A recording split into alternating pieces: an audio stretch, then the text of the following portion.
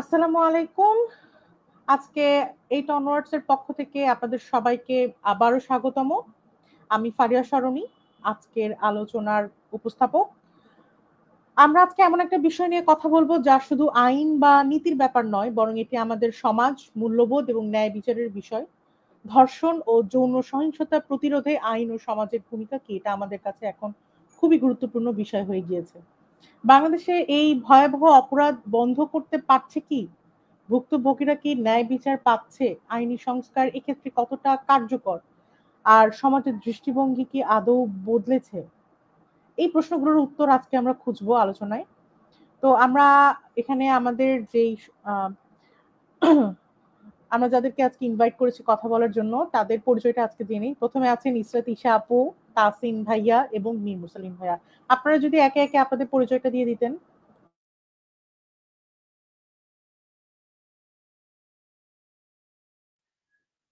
আসসালামু আলাইকুম। আমার নাম ইসরাত জাহান ঈশা। আমি বাংলাদেশ ছাত্রপক্ষে ঢাকা মহানগর উত্তরের আহ্বায়ক এবং পড়াশোনা করছি ইউনিভার্সিটি অফ স্কলার্সে, বিবিএ ডিপার্টমেন্ট।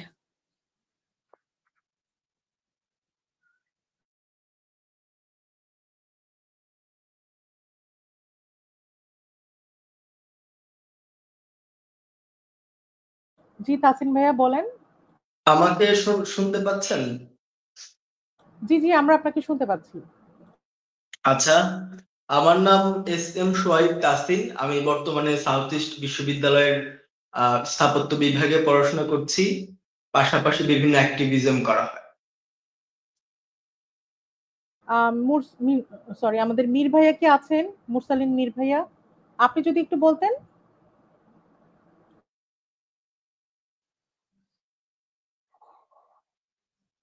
আসসালামু আলাইকুম। শুনতে পাচ্ছেন? জি ভাইয়া শুনতে পাচ্ছি, একটু জোরে যদি বলতেন, জোরে, বা মাউথ স্পিক। আপু কি শুনতে পাচ্ছেন? জি জি শুনতে পাচ্ছি, বলেন বলেন।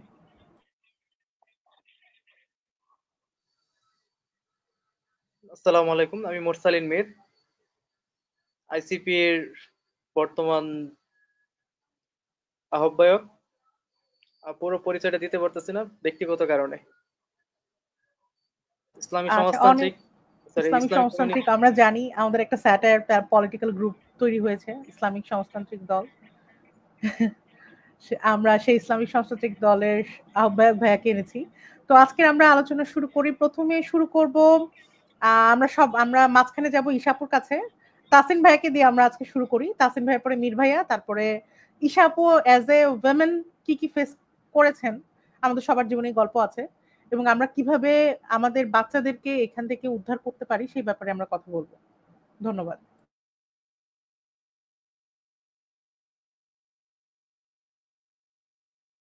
হ্যালো, জি তাসিন ভাই, প্রশ্নগুলো শোনা যদি যাচ্ছে, বলেন। আবার একটু করতেন, ক্লারিফাই জি করতেন। জি জি, আমি খুব শর্টকাটে কিছু প্রশ্ন আর কি রাখতে চাচ্ছি আপনাদের সামনে।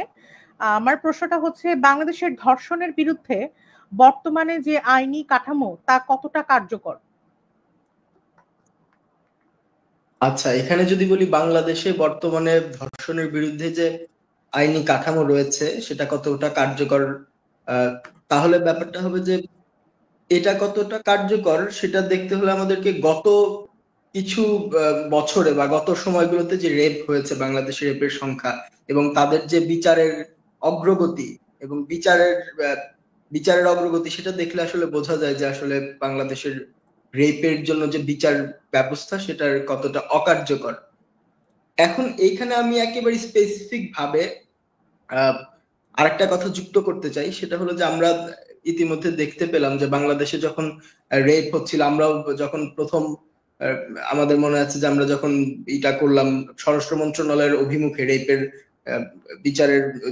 মানে মেয়েদেরকে নিরাপত্তা দিতে অক্ষম স্বরাষ্ট্র উপদেষ্টা, তার পদত্যাগের দাবিতে যখন আমরা প্রথম 22শে ফেব্রুয়ারি যখন স্বরাষ্ট্র মন্ত্রণালয়ের অভিমুখে তার পদত্যাগের দাবি তুললাম, তারপর ওই দিন থেকে শুরু করে অনেক বাংলাদেশের বিভিন্ন ক্যাম্পাসে, বিভিন্ন বিশ্ববিদ্যালয়ে, শিক্ষা প্রতিষ্ঠান, সব জায়গায় ধীরে ধীরে কিন্তু এই রেপের বিরুদ্ধে আওয়াজ উঠছে।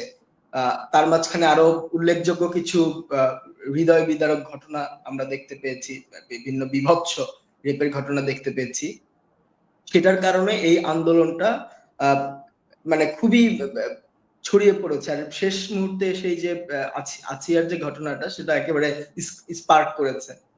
সো এরপরে যখন আমরা তখনও কিন্তু আমরা যখন 22 তারিখে গেলাম স্বরাষ্ট্র মন্ত্রণালয়ের অভিমুখে, পুলিশ মারমুখী আচরণ ছিল একবারে স্পষ্টভাবে দায়িত্ব নিয়ে বলতে পারি পুলিশ সেদিন মারমুখী আচরণ করেছে। সেদিনের ভিডিও ফটো সবকিছু দেখলে আপনারা বুঝতে পারবেন যে সেদিন পুলিশ কতটা মারমুখী আচরণ করেছিল। এবং আমাদের আমরা তো ছেলে মেয়ে নারী পুরুষ সবাই গিয়েছিলাম মুভমেন্টে সেদিন, কিন্তু আমাদের সামনে নেতৃত্ব দিচ্ছিলেন নারীরা, ব্যানারে ছিলেন নারীরা। এই নারীদেরকে দমন করার জন্য, নারীদেরকে ঢুকতে না দেওয়ার জন্য ওই সময় পুলিশ যারা ছিলেন তাদের বেশিরভাগ বলতে প্রথমে সবাই ছিলেন পুরুষ পুলিশ, তারাই নারীদেরকে আক্রমণ করছিল, নারীদেরকে দমন পীড়ন করছিল।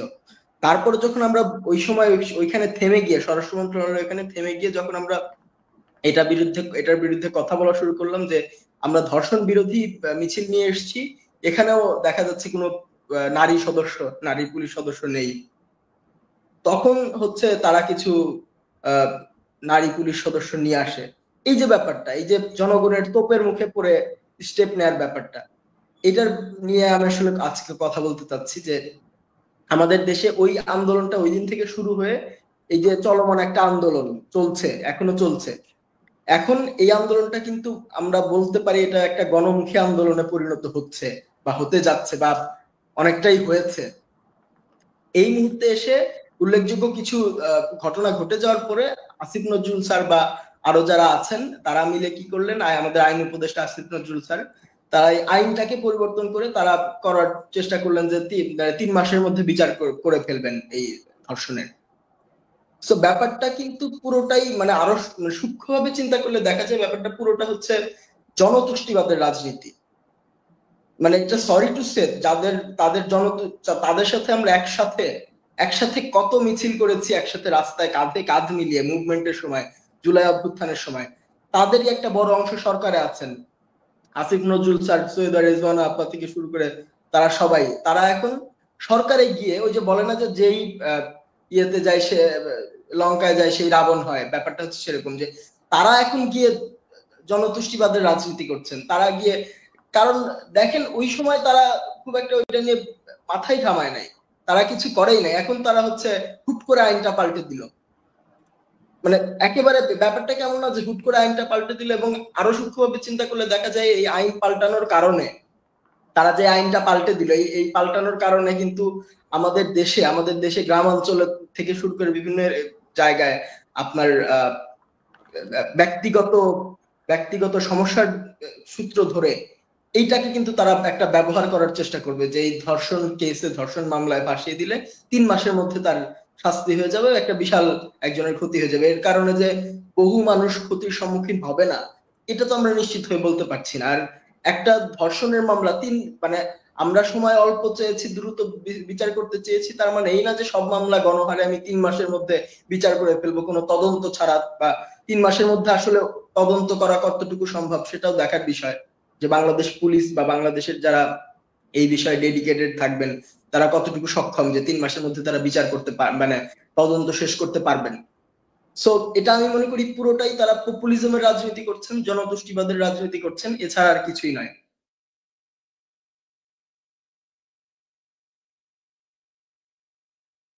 এইটুকুই বলার ছিল। আচ্ছা ভাইয়া, আমরা একটা জিনিস নিয়ে একটু আলোচনা করতে চাই। আমাদের দুজন গেস্ট মোস্ট প্রবাবলি অনলাইনের কারণে, লিংকের কারণে সমস্যা হয়েছে। তো আমি আর কি একটা জিনিস নিয়ে বলতে চাই যে আমরা তো অনেক বছর ধরে এই রেপ কালচারটা দেখে আসতেছি। আজকে এটা কিন্তু 1 বছর 2 বছরের ব্যাপার না, 1 মাস 2 মাসের ব্যাপার না। আমরা তনুকে দেখেছি, মুনিয়াকে দেখেছি, আরো এরকম না জানা, আজকে আসিয়াকে দেখছি, আরো এরকম না জানা অনেক কেস আছে আমাদের অলিতে গলিতে আছে। আমরা দেখেছি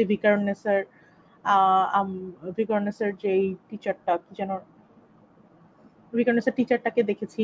খুব সম্ভবত ওনারা অনলাইনের ইন্টারনেট কানেকশনের কারণে চলে গিয়েছেন। তো এই যে এরা আছেন, হ্যাঁ, এরা যে এখনো বাংলাদেশে খুব স্বাধীনভাবে আলোচনা মানে থেকে যাচ্ছেন বা রয়ে যাচ্ছেন, ইনাদের যে কোনোভাবেই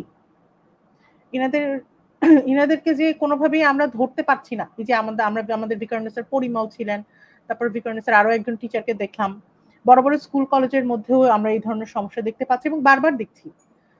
তো ভাইয়া এটার ক্ষেত্রে আমাদের আসলে এখন কি পদক্ষেপ নেওয়া উচিত যেটাতে আসলেও আমরা এটাকে প্রতিরোধ করতে পারবো?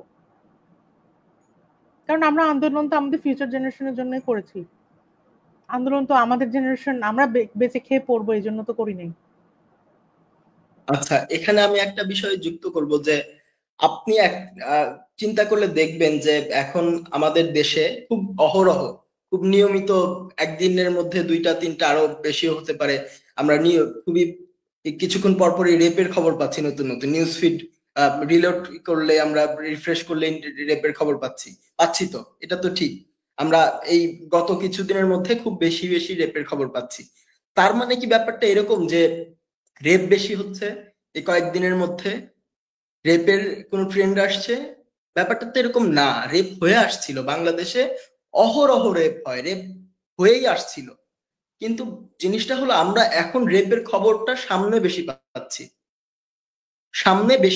সামনে আমরা বেশি দেখতে পাচ্ছি। একটা জিনিস এইখানে উদাহরণ টানার ক্ষেত্রে বলা যেতে পারে যে যখন দেখবেন যে লাইক চকবাজার ট্রাজেডি যখন হলো, তখন দেখবেন আশেপাশে আরো 2-3 দিনের মধ্যে 10টা আগুন লাগার খবর আমরা সামনে পাই। বড় কোনো অগ্নিকাণ্ড হলে আমরা 2-3 দিনের খবরের মধ্যে নিউজ পেপারে আমরা আরো 10টা খবরের আগুন লাগার খবর সামনে পাই। ব্যাপারটা হচ্ছে সেরকম যে তাহলে কি এখন ভাইয়া মানে এটাও কি আগুন লাগার মতো? এক জায়গায় আগুন লাগলে চারিদিকে আগুন ছড়িয়ে যাচ্ছে? ব্যাপারটা মোটেও এরকম না যে এক জায়গায় আগুন লাগছে ব্যাপারটা পুরোটা ছড়িয়ে যাচ্ছে। ব্যাপারটা হচ্ছে এক জায়গায় আগুন লাগার কারণে সেটা ফোকাস হচ্ছে, সেটা সামনে আসছে এবং ওইটার সূত্র ধরে আরো কিছু জিনিস সামনে আসছে। কিন্তু এটা এরকম না যে 10 দিনেই শুধু হয়েছে, এটা অনেক আগে থেকেই হয়ে আসছিল, এখন আমরা দেখতে পাচ্ছি, এতদিন আমরা দেখতে পেতাম না।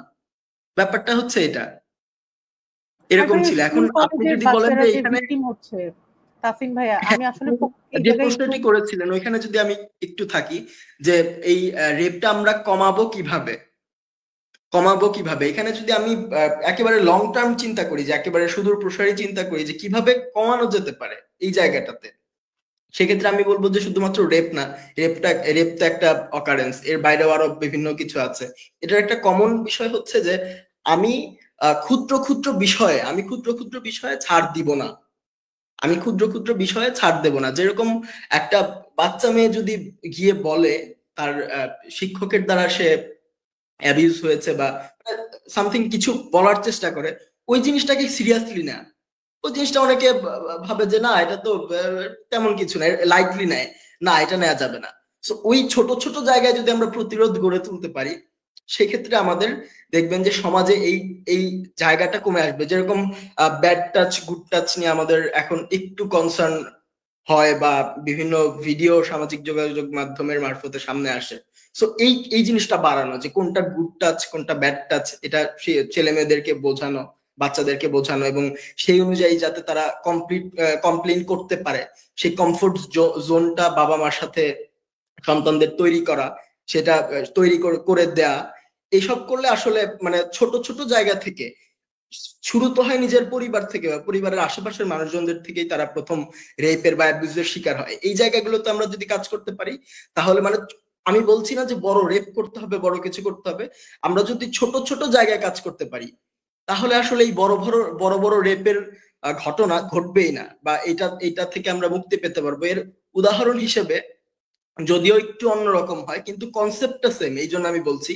কয়েকদিন আগে অনেকেই আমার সাথে, এটা একান্ত আমার ব্যক্তিগত মতামত, অনেকে দ্বিমত পোষণ করতে পারেন, আমাদের জুলাই আন্দোলনের সহযোদ্ধা আসিফ মাহমুদ ভাই, যিনি এখন বাংলাদেশ সরকারের উপদেষ্টা হিসেবে আছেন, তো তিনি একটা কাজ করেছেন, সেটা হলো যে আপনি জেনে থাকবেন আমাদের এই গত শুক্রবারে জুমার নামাজের পর বায়তুল মোকাররম থেকে হিজবুত তাহরীর নামে একটি জঙ্গি নিষিদ্ধ সংগঠন, তারা একটি মিছিল বের করেছিল। সেই মিছিলে একজন সেনাবাহিনী প্রতিহত করছিল, তাদের পুলিশ প্রতিহত করছিল, তার পাশাপাশি একজন রিক্সাওয়ালা প্রথমে পরিচয় পাওয়া গেল, পরে পাওয়া গেল সে রিক্সাওয়ালা না, মানে আম জনতা আর কি, আম পাবলিক। তিনি গিয়ে তাদের সাথে একইভাবে অংশগ্রহণ করে তাদের সেই হিজবুত তাহরীর কর্মীকে মারধর করে, এবং সেটা সামাজিক যোগাযোগ মাধ্যমে ভাইরাল হয় যে মারধর করেছে বলে সেনাবাহিনী তাকে ধরে নিয়ে যাচ্ছে, পিছমোড়া করে বেঁধে ধরে নিয়ে যাচ্ছে এবং তাকে খুব সম্ভবত মিন্টো রোডের একটি পুলিশের কার্যালয় বা কোথাও একটা ধরে নিয়ে যাওয়া হয়। তো পরবর্তীতে আমরা যেটা দেখতে পেলাম যে আসিফ মাহমুদ ভাই তিনি গিয়ে হচ্ছে উপদেষ্টা, তিনি গিয়ে তাকে ছাড়িয়ে আনলেন এবং অনেক অনেক বোদ্ধা মানুষজন, যাদের থেকে আমি এটা এক্সপেক্ট করি না, অনেক মানুষজন তারা হচ্ছে এই যে ছাড়িয়ে নিয়ে আসলো তাকে হচ্ছে সাপোর্ট করছে বা তাকে হচ্ছে কি বলে তাকে চিয়ার আপ করছে, যে আসিফ মাহমুদ কে যে ছাড়িয়ে আনাকে তারা সমর্থন করছে। সো সমর্থন শুধুমাত্র করছে না, তাকে সাধুবাদ জানাচ্ছে ছাড়িয়ে আনার কারণে।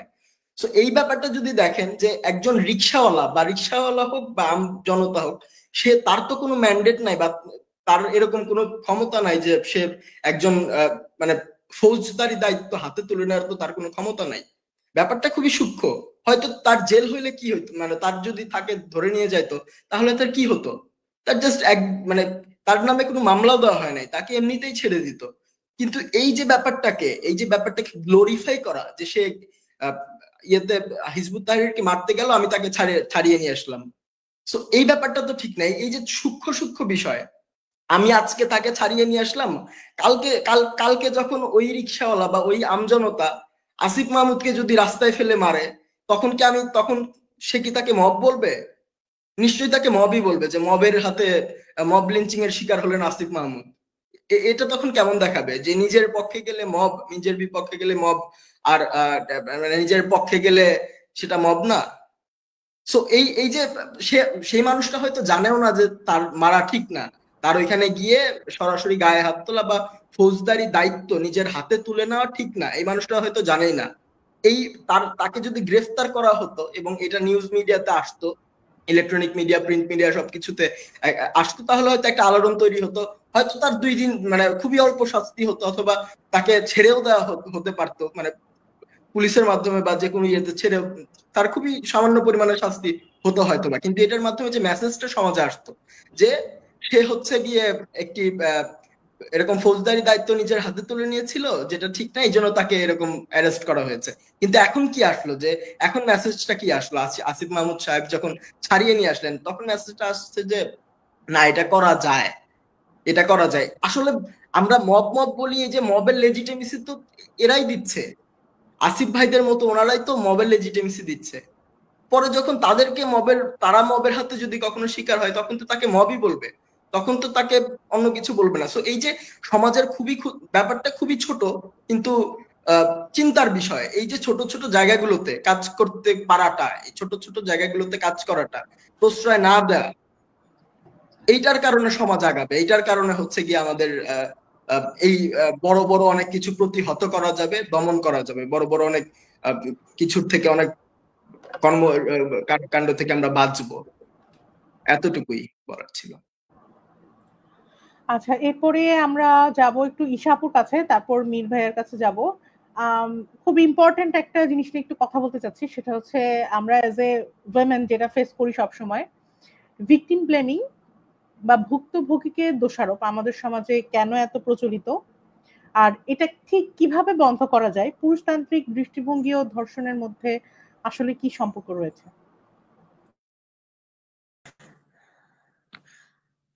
আচ্ছা, ঠিক আছে। আমরা যেটা বললাম যে ভিকটিমকে সবসময় দোষারোপ করা হয়, এটা আসলে আমাদের যে আজকে নতুন হয়ে আসতেছে ব্যাপারটা এরকম না। এটা একদম আমাদের সেই দাদা দাদির আমল থেকেই হয়ে আসছে, যে তুমি ওড়না পরো না, এই জন্য তোমাকে কেউ কথা বলছে, তোমার ড্রেস আপ ঠিক নাই এই জন্য তোমাকে সে টিজ করছে, তুমি ঠিক মতো হাঁটো না এই জন্য তোমাকে সে টিজ করেছে। তো এই জিনিসটা আসলে সেই গোড়া থেকেই চলে আসতেছে, এবং এখন এসে যেটা হয়েছে যে আমরা আসলে ট্যাগ দিই যে পোশাকের জন্য সে ধর্ষিতা হয়েছে, বা তার চলাফেরার কারণে হয়েছে, বা তার যে খোলামেলা একটা মানে স্বাধীন চেতা ভাব তার জন্য সে হয়েছে। এটা আসলে বন্ধ করতে পুরুষতান্ত্রিক সমাজ প্লাস মানুষকে মানসিকভাবে নার্সিং করা, অর্থাৎ তাদেরকে মেন্টালি নার্সিং করাটা সবচেয়ে বেশি গুরুত্বপূর্ণ। যেমন আমরা যদি তনুর দিকে তাকাই বা নুসরাতের দিকে তাকাই, তাদের ড্রেস আপে তো কোনো সমস্যা ছিল না আমার মতে। এবং আচ্ছা, আমি যদি ধরেও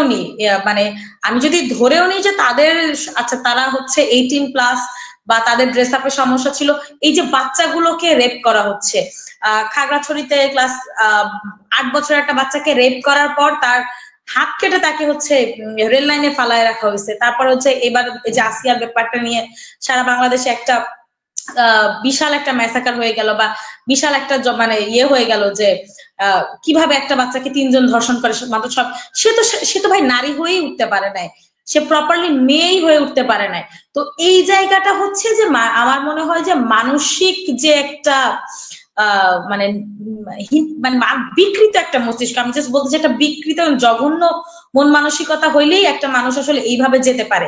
তা আমরা যদি এখান থেকে বের হয়ে আসতে চাই, বা মানে মেয়েদেরকে যে বারবার হচ্ছে ভিকটিম বলা হয় বা তাদেরকে যে একটা দোষারোপ করা হয়, সেখান থেকে আমরা একমাত্র বের হয়ে আসতে পারবো যখন আমরা আসলে তাদেরকে মানসিকভাবে নার্সিং করতে পারবো এবং পজিটিভলি তাদেরকে নার্সিং করতে পারবো। এবং আমি যখন বারবার বলি যে ঈশাপুর কাছে আরেকটা ইম্পর্টেন্ট প্রশ্ন রাখতে চাই, আমরা মেয়েরা একটু সমাজে আমার কাছে মনে হয় আমরা মেয়েরা মনে হয় একটু আড়ালে বা আবদারে যে কোনো একটা ইনসিডেন্ট হোক না কেন আমরা সামনে আসতে একটু ভয় পাই। এই সামনে আসতে ভয় পাওয়ার কারণটা আসলে কি? আচ্ছা, সামনে আসতে পাওয়ার ভয় তো দুইটা কারণ হতে পারে। একটা হচ্ছে মানে সোশ্যাল অ্যাকসেপ্টেন্স, আর একটা হচ্ছে মানে পারিবারিকভাবে একটা ব্যারিয়ার যেটাকে আমরা বলি।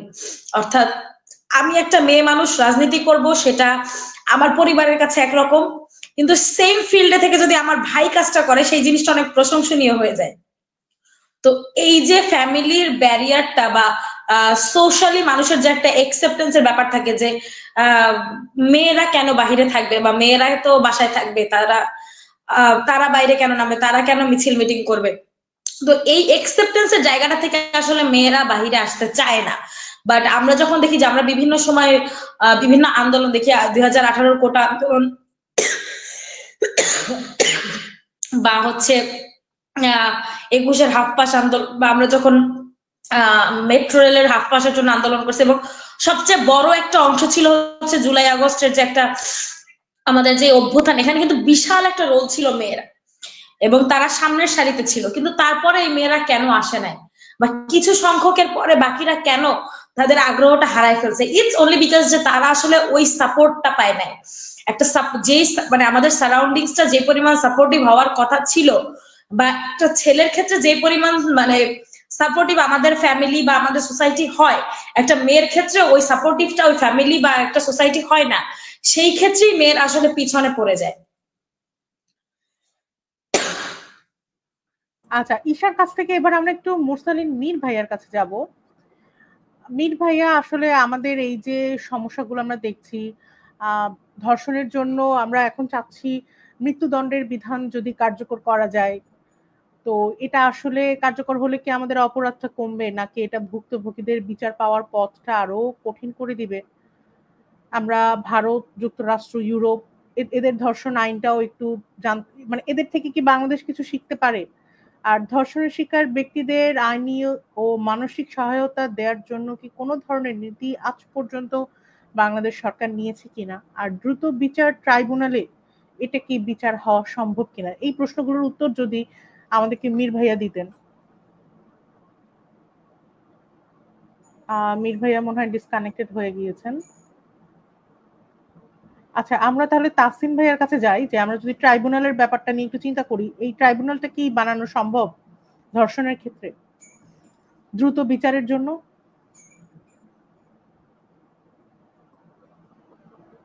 আমরা শুনতে পাচ্ছি না তাসিম ভাইয়াকে, আনমিউট করে কথা বলুন। জি, এখন শুনতে পাচ্ছেন আশা করি।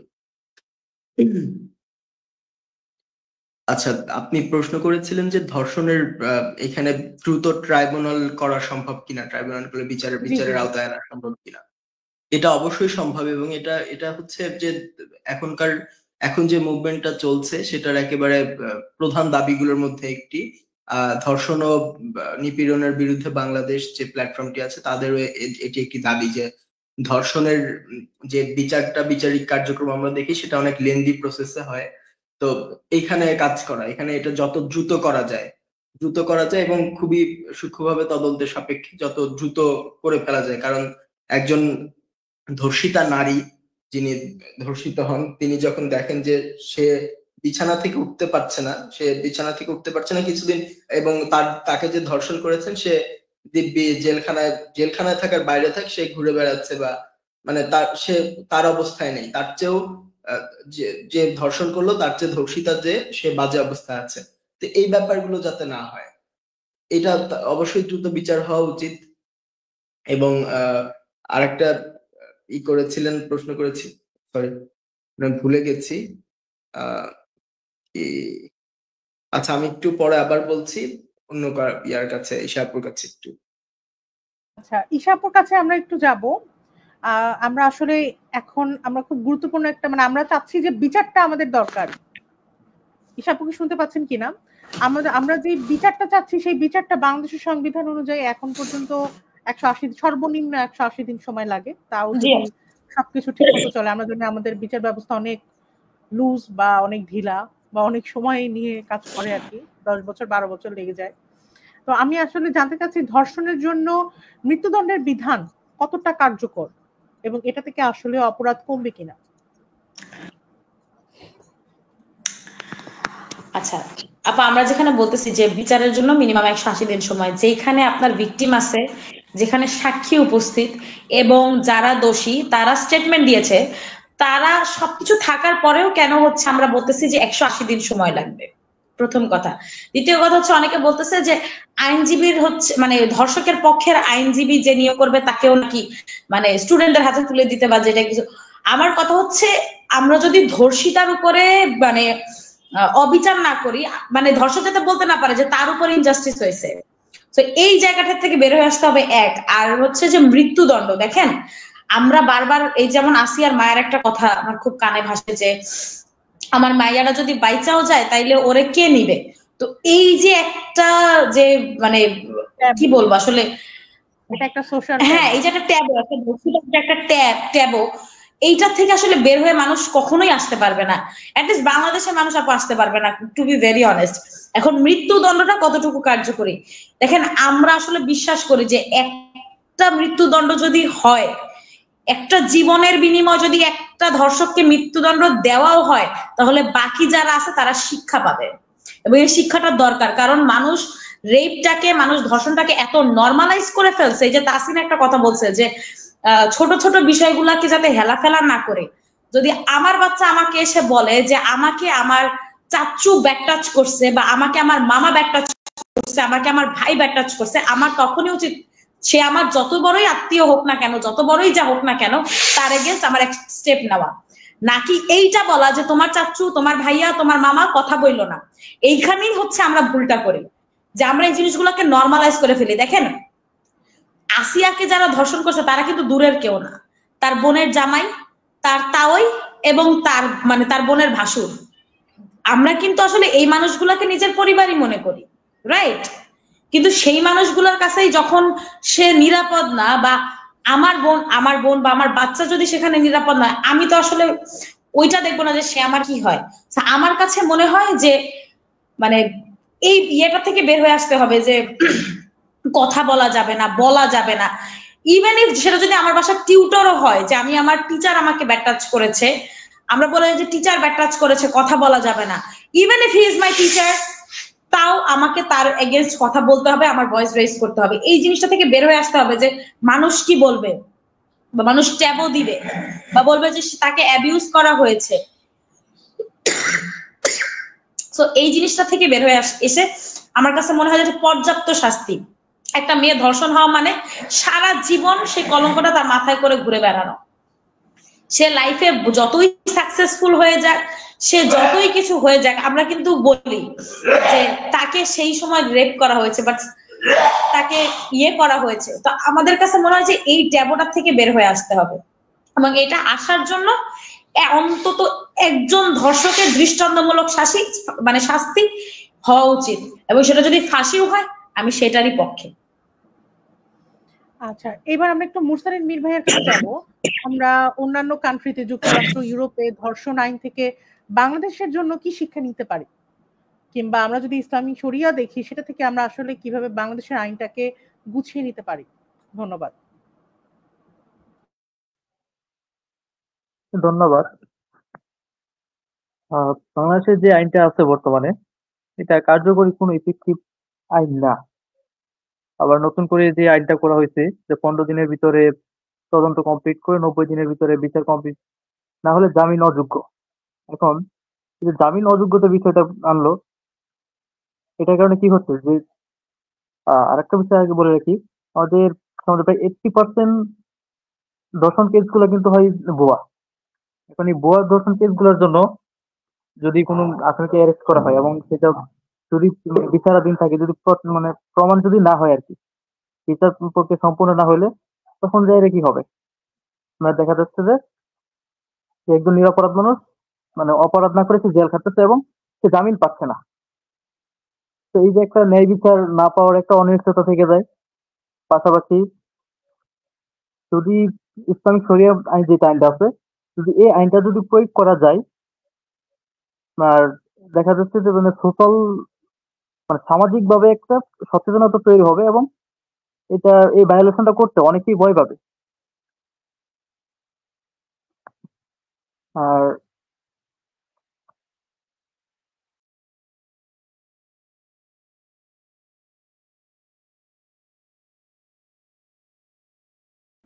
আহমেদ সামরান ভাই, আপনি একটু আনমিউট করুন আর হচ্ছে পারমিশনটা দেন ক্যামেরা এবং ইসের। হ্যাঁ, পেয়েছি।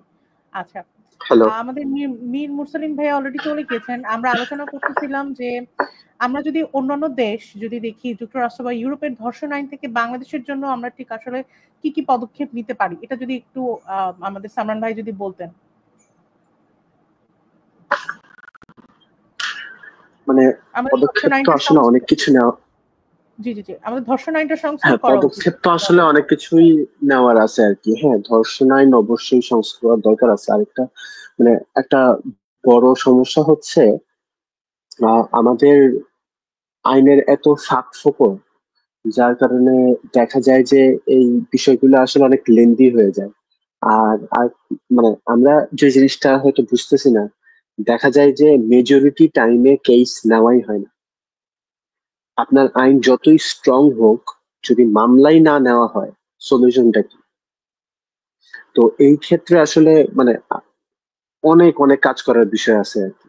আমাদের পুরা সিস্টেমটাই নষ্ট হয়ে গেছে, এক কথা নষ্ট ছিল, কখনো ঠিক করার চেষ্টা করা হয়নি। তো এই পুরো সিস্টেমটাকে ঠিক করা দরকার আর কি।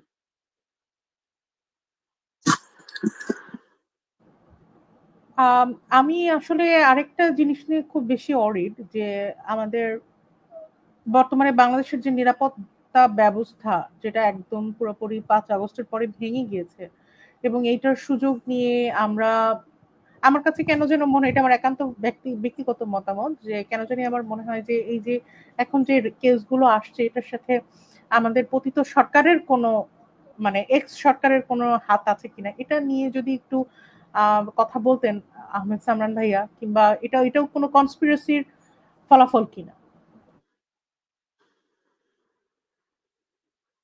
আমি মাঝখান দিয়ে একটু ক্যাচ করতে পারি নাই আর কি, আমার নেটওয়ার্ক ইস্যু হচ্ছে। আচ্ছা, যদি আমি রিপিট বলতে করতে না। চাচ্ছি যে আমরা দেখেছি 5 আগস্টের পরে আমরা ডাকাত তাড়িয়েছি, আমরা আরো অনেক কিছু তাড়িয়েছি, ছিনতাইকারী তাড়াচ্ছি, এখন আবার নতুন নতুন সমস্যা শুরু হয়েছে, ধর্ষক। তো এই জিনিসটা আসলে আমাদের পতিত সরকার থেকে আসছে কিনা, বা এটা তাদের কোনো কনস্পিরেসির ফলাফল কিনা। আহ সরাসরি তাদের কনস্পিরেসির ফলাফল কিনা বলাটা মুশকিল, তবে আহ যেইভাবে নিউজে আসতেছে হয়তো বলা যেতে পারে আর কি। মানে আশঙ্কা তো থেকেই যায়, কারণ আমরা তো দেখছি আর কি যে একের পর এক এক একটা ইস্যু নিয়ে তারা যেভাবে প্রোপাগান্ডা চালাইছে। তো একটা এক্সাম্পল যে গত বছর ফেব্রুয়ারিতে যতগুলা এই এই রিলেটেড মামলা নেওয়া হয়েছে, এই বছর ফেব্রুয়ারিতেও সিমিলার। তো বিষয়টা হচ্ছে গত বছর কিন্তু আমরা জিনিসগুলাকে এভাবে দেখি নাই। এটা একটা বিষয়। তবে মানে একটা হোক আর 100টা হোক, এটা কখনোই কোনোভাবেই আর কি কাম্য না। বিষয়টা হচ্ছে যে আহ ওরা পতিত ফ্যাসিস্টরা যতই হচ্ছে এই বিষয়টাকে ইস্যু বানানোর চেষ্টা করুক না কেন, ইস্যুটা তো খুব সিরিয়াস এবং এইটার সমাধান খুবই দরকার, খুবই দরকার। তো ইমিডিয়েটলি এখন যেহেতু সবাই ভয়েস রেইজ করতেছে এবং একটা পরিবর্তনের আশা আমরা দেখতে পাচ্ছি, তো আমাদের অনেক এক্সপেকটেশনও অনেক হাই। তো আমরা এখন আসলে আশা করবো যে এখন যদি এই সমস্যার সমাধানটা না হয়, এই আইনগুলা যদি ঠিক না করা হয়, আমার মনে হয় না যে ভবিষ্যতেও এটা হবে। মানে আমরা আসলে অনেক জায়গাতেই আসলে ওদের প্রতিটা ফ্যাসিস্ট যারা, তাদের কনস্পিরেসি দেখি। হয়তো তাদের কনস্পিরেসি অবশ্যই আছে, কিন্তু বিষয়টা হচ্ছে ইস্যুটা সমাধান দরকার আর কি। এবং তারা যাতে এই ধরনের বিষয় নিয়ে কনস্পিরেসি করারও সাহস না পায়, সেটা দেখা দরকার। এবং এই ঘটনা আজকে 10-15 বছরের ঘটনা না, এটা স্বাধীনতার পর থেকে আমরা যতটুকু দেখছি হয়ে আসতেছে, এবং কখনো কিন্তু কমে নাই। হয়তো নিউজে কম আসছে, কিন্তু কখনো কমে নাই। এখন হয়তো আহ মিডিয়া সরকারকে হয়তো চাপে ফেলানোর জন্য বেশি বেশি করে হচ্ছে এই বিষয়গুলো নিয়ে নিউজ করতেছে, কিন্তু ইস্যুটা তো সিরিয়াস এবং ইস্যুটা তো হয়ে আসতেছে। এন্ড এটা ভালো হইতেছে যে বিষয়গুলো নিউজে আসতেছে, মানুষজন সচেতন হয়েছে। আর এই সময়ের মধ্যে এখন এই এই যে সবাই ভয়েস রেজ করছে, এই সুযোগটাকে কাজে লাগায় হচ্ছে আমাদের এই আইনগুলোকে সংশোধন করা এবং এই রিলেটেড যতগুলা ইস্যু আছে সবগুলাকে আসলে কাজে লাগাইতে হবে আর কি।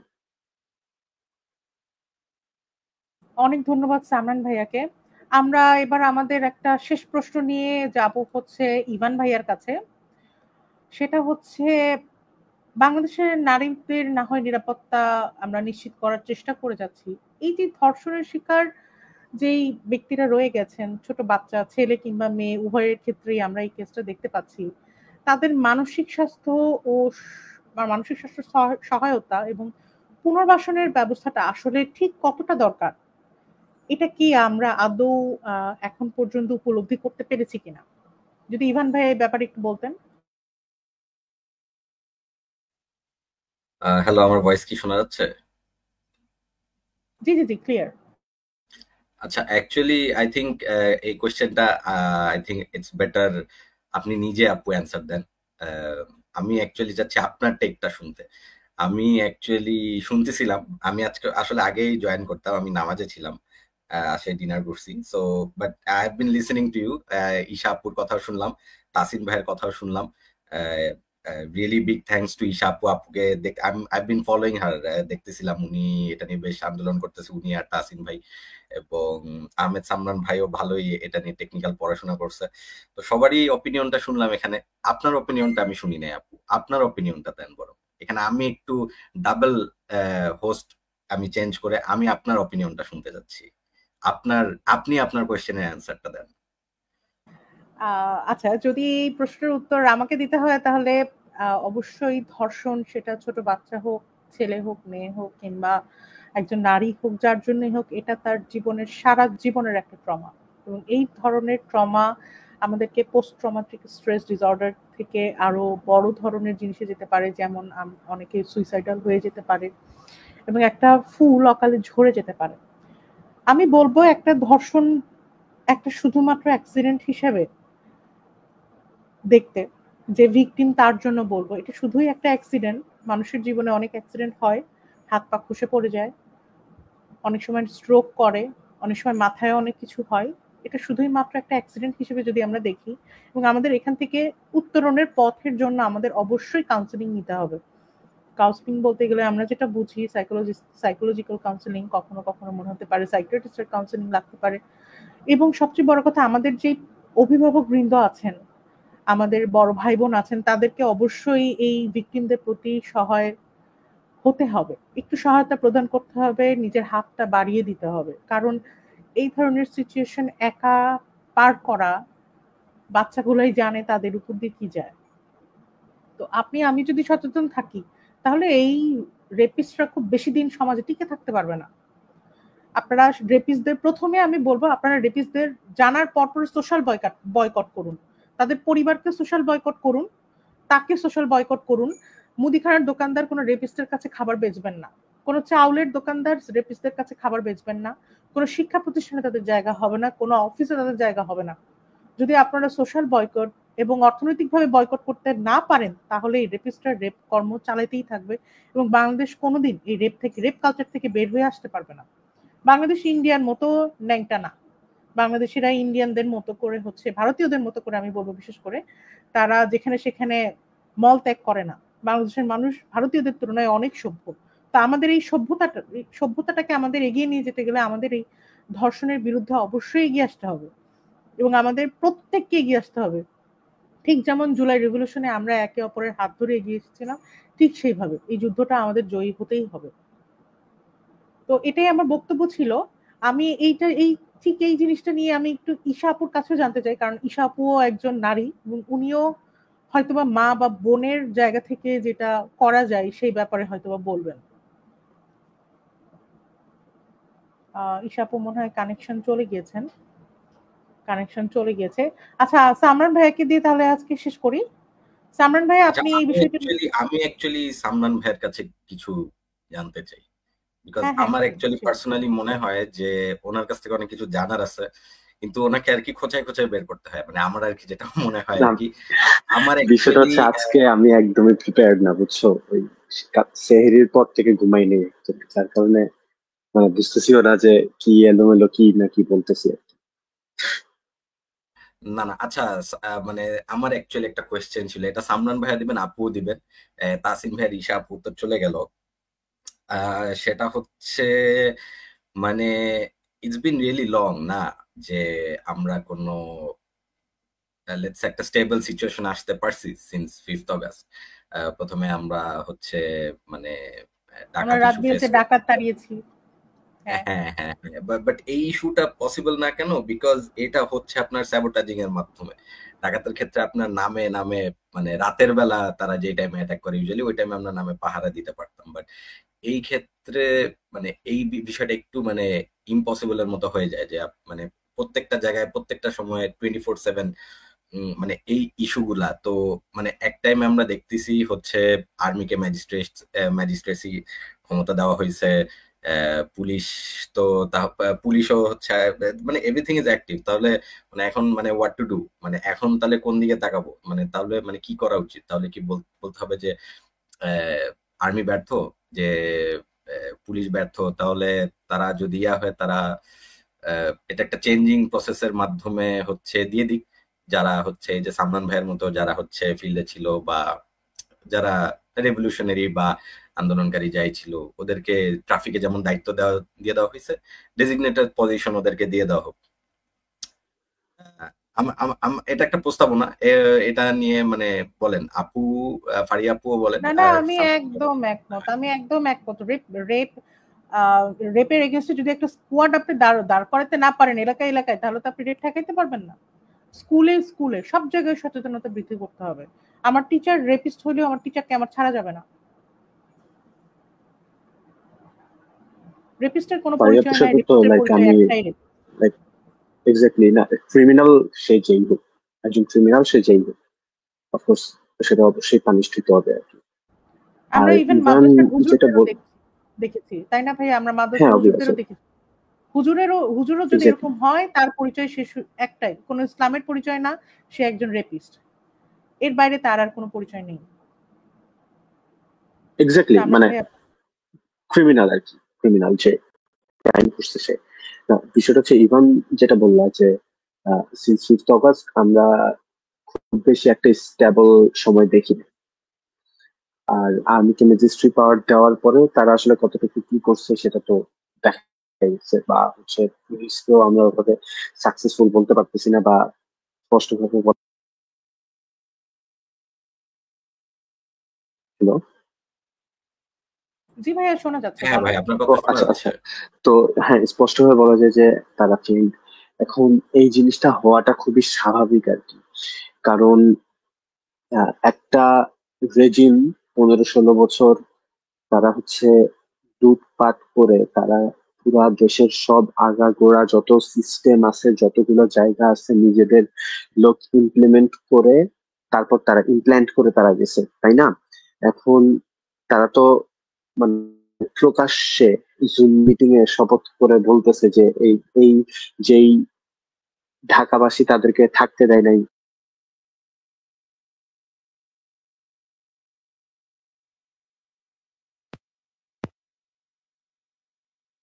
সালমান ভাইয়ের মনে হয় কোনো সমস্যা হচ্ছে কানেকশনে বা কথা বলতে।